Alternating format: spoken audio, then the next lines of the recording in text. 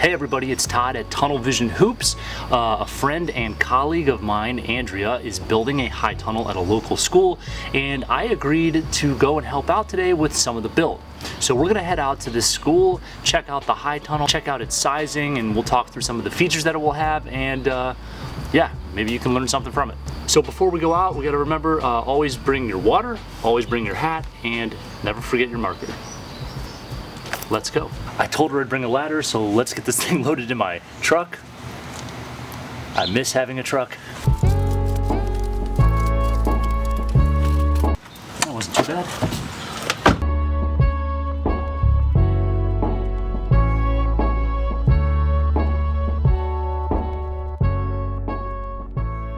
Here we are at the job site. It is Saturday and Andrea is the project manager for this build. She does work for Tunnel Vision Hoops, but she also does consulting work, and through that work she has found herself building a high tunnel for this school. She's also been revamping our DIY kit instructions, and this was the perfect opportunity to field test them. So with the promise of snacks and cold beverages, she convinced us to come out on a Saturday and help with the build.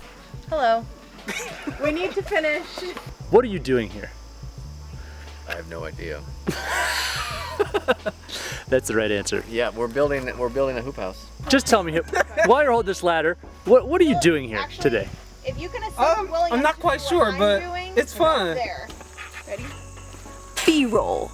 And yes, we did get a lot of footage, including B-roll out here, but the intent of this video is to talk through why the school chose the structure they did, why they chose the size they did, and what kind of features this structure includes that will benefit and help the students and teachers here maximize the use of their high tunnel.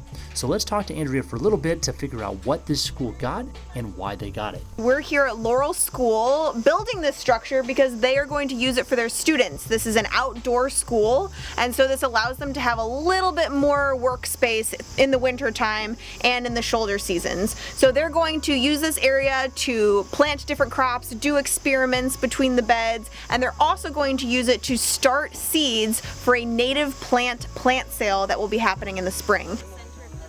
That's what we'll do. So we chose this size of tunnel, a 30 by 48, primarily thinking of the students because they will be the ones utilizing the space the most. So we chose the 6-foot sidewalls because the tallest student and the teacher need to be able to walk along the sides without hunching over. Another feature that we chose on this high tunnel was trusses and truss supports on every single bow. Why did we do that? Well, first and foremost, snow support, wind support. We want this to withstand all the elements, so that way it's a structure that they can use year-round and for years to come. For the door, we decided to go with a 4x7 slider. Couple reasons. First, it slides on the inside, so in the winter time we don't have to worry about getting the snow and ice completely shoveled away in order to access the structure. They'll be able to slide it from the inside and get in. We also chose the size 4x7 because we could fit wheelbarrows in here, we could fit multiple children in here, and we could fit wheelchairs for ADA compliance. And then we also chose a slider door because it's just simple and easy to use, and it's more kind of kid friendly because they don't have to push a door or pull a door in case there's a frost heave of the soil. They can just slide it right open and slide it right closed.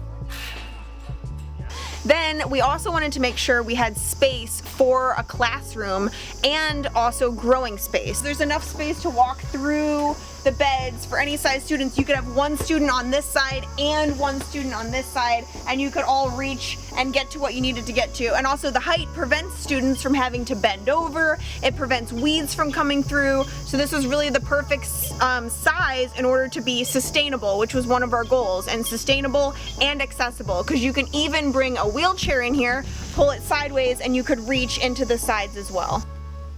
Andrea and the school seem to pick a perfect high tunnel for what they need, and it sounds like they're going to have some wonderful classroom experiences out there. If you like the way this high tunnel was configured, I'll have a direct link in the description where you can find more information about it. Hopefully you found this video helpful in some way, and if you want to see more on season extension and season extension structures, consider subscribing to our channel.